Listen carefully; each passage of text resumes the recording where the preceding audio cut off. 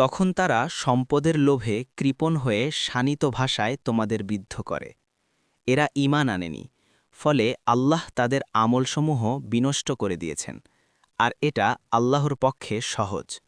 ২০ তারা মনে করে সম্মিলিত বাহিনী চলে যায়নি, তবে সম্মিলিত বাহিনী যদি এসে পড়ে তখন তারা কামনা করবে যে নিশ্চয়ই যদি তারা মরুবাসী বেদুইনদের মধ্যে অবস্থান করে তোমাদের খবর জিজ্ঞাসা করতে পারত, তবে ভালোই হতো। আর যদি এরা তোমাদের মধ্যে থাকত, তাহলে তারা অল্পই যুদ্ধ করত।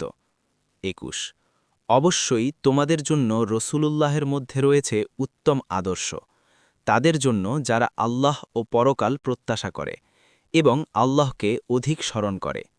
২২ আর মুমিনগণ যখন সম্মিলিত বাহিনীকে দেখল, তখন তারা বলল, আল্লাহ ও তার রসূল আমাদের যে ওয়াদা দিয়েছেন এটি তো তাই, আর আল্লাহ ও তার রসূল সত্যই বলেছেন। এতে তাদের ঈমান ও আত্মসমর্পণই বৃদ্ধি পেল।